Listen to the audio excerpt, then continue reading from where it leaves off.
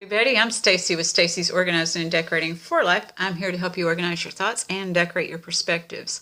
Also have a webpage called stacyforlife.com. And on this webpage, there's a description of the services that I provide as a life coach. I primarily deal with addiction, codependency, and grief, but not exclusively, because underneath all of that lies a desire for healing and healthy relationships, as well as developing spiritual and soul-filled consciousness. So if you or anyone you know is interested in that kind of help, please feel free to check out my website at stacyforlife.com, or you can email me at stacyreinick@gmail.com. So today our topic is going to be about what is the problem. Well, as they say, the problem is not the problem, it's our attitude about the problem. And that is a quote from Captain Jack Sparrow, Johnny Depp, my favorite. But seriously, what is the problem? I'm going to give you the definition of the problem. A problem is a matter or situation regarded as unwelcome or harmful and needing to be dealt with and overcome. See, that's the thing. There's a difference there on how people do this. Some people take problems personally. And I'm not saying people don't have personal problems. I'm saying people take problems personally in the fact that they will say things like, if I had no luck, if I didn't have bad luck, I wouldn't have any luck at all. That's what I was trying to say. So they'll say, if I didn't have bad luck, I wouldn't have any luck at all. So they're taking this all personal, and that's all that they gather is problems. And really all they're gathering is evidence of their own psyche of trying to prove that they're a failure. But they're not saying I'm a failure. They're, usually thinking that it's something outside of them that's causing this, and they're taking it on as a personal thing. And some people were taught that way to believe and to think. So they don't know any better. So, and then there's another group of people who consider problems as ways, to help their growth. They see problems as opportunities. They realize that there's another way of doing things is all that it tells them. This one feels defeated, and this one feels like there's another way to do things. I know I have felt both of these things. When I went into therapy, I didn't go into therapy because I had my stuff together. So when I went into therapy, and I kept doing the same thing over and over, solving my problems the same way, expecting different results, she said to me, Stacy, what could you have done differently? So I had to start being creative and thinking. See, one involves creativity. They both involve imagination. This one is imagining, oh, what else is going to happen? What else is going to happen? This one is imagining, how can I, get past this? What is it going to take to get past this? And they develop their creativity. So we can unlearn that learned behavior, because a lot of that was learned behavior. These people need compassion and empathy over here because they would do better if they knew better. So maybe we have to give them compassion and empathy, but not everybody who needs help wants help. And what I mean by that is when we say we want to help somebody, it doesn't mean we want to carry all the weight. It means that we're willing to help them develop. But not everybody wants to do that. So we have a saying in the program that says, all I want to know is what you want to do about your problem and how I can help, because unless they want help, there's nothing we can do, to help somebody. But I believe in all humanity. We are supposed to have these problems and then to help other people get over their hurdles with problems, see? Because I know even, we were little kids and we didn't know how to walk. We might have considered that a problem if we'd been able to talk, but we didn't. But everything after that became learning. We learn to walk. We learn to do different things. And that's the same as how we, life coaching, when I life coach and work with people, we do tracking. Well, you were here at this time and now you're here at this time.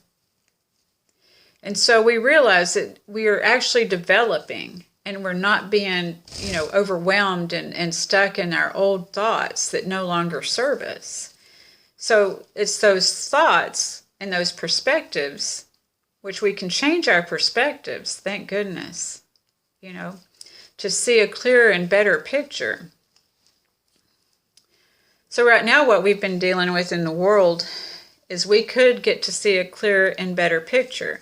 But what's happening a lot of time is, I know when I get on social media, I'm seeing a lot of yucky stuff. I'm seeing a lot of stuff about, political stuff. I'm seeing this and that, and I'm like, oh, please just let me see a fuzzy creature or a nature scene or something, because there's so much negativity on there. There's a lot of people saying ugly stuff about other people, and it's really disheartening to see that happening, because I personally am not I don't need to put my thoughts on the political things out there, because I don't need to be validated.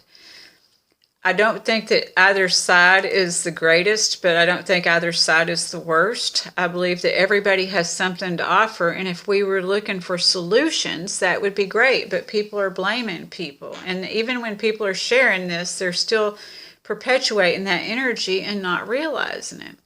So we got to ask ourselves, when we're perpetuating that kind of stuff, is this helping what is this helping? And I know that some people probably feel like they're informing people, but this is an information highway. My daughter taught me, because I didn't know how to do certain things on my phone. If I didn't know how to do things on my phone, or if I didn't know how to do this, she told me, go to YouTube. So hence, look at me now. I'm on YouTube channel. So this is what I mean about our growth and evolution through problems. We can do that, and we can solve our problems through that if we choose to, or we can choose to perpetuate and continue on that problem cycle. So it is our attitude about the problems. It's how are we going to suit up and show up in this world? I like what Dr. Martin Luther King said. We're seeing a lot of hate in this world right now, and he says hate can't drive out hate. Only love can do that. So how are we going to show up in love and be a ripple? Wouldn't that be a better way to show up in this universe? Because any of us could have our last days at any time. Are we wanting people to say, oh, she stood up for this political person, and then find out 10 years down the road that this political person had some shady stuff going on too? Because that's a true story. That's actually happened. I used to like a political person that now I'm finding out, oh my gosh, but thank God I didn't get into any of these controversies and losing friends like people are nowadays. Thankfully, when I liked this person, the internet wasn't like it is now, and the internet has good stuff. That's what I'm saying, is you can focus your thoughts and your purposes on good things here, because everything is energy. We're in this electromagnetic cosmos, this whole thing going on. So if we're passing along stuff about hate, stuff about gloom and doom, stuff about this is giving that stuff more energy.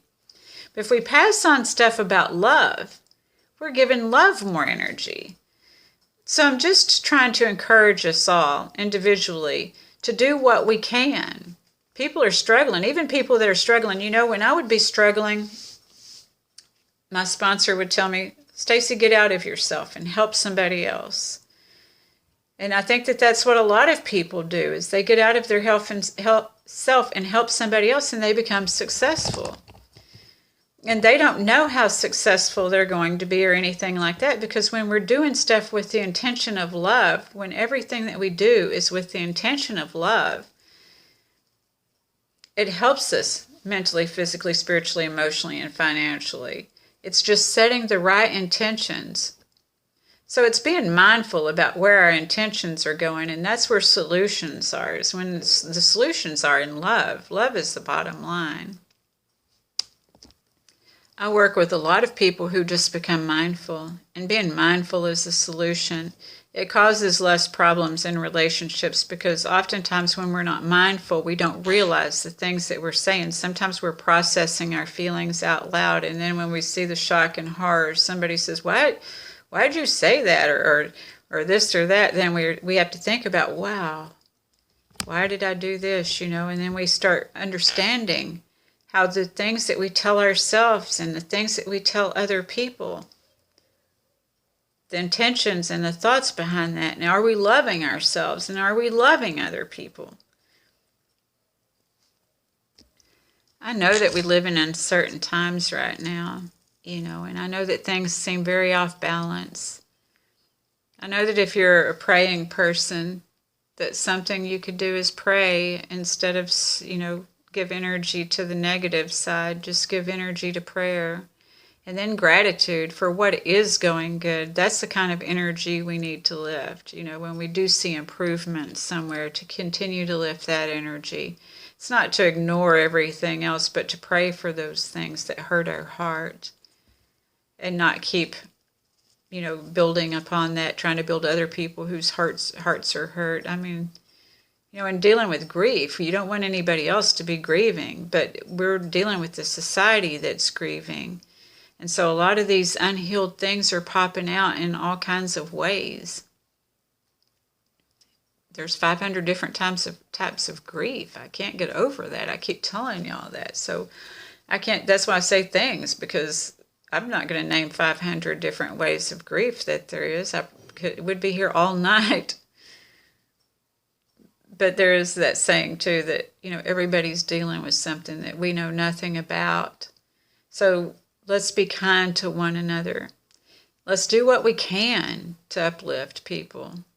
Some of us are struggling financially. Ask somebody if they want to hug. Be willing to sit and listen. That doesn't cost a thing, to sit and listen to somebody and give them, and ask them first if they want a hug, because this day and time you better ask before you go giving people a hug.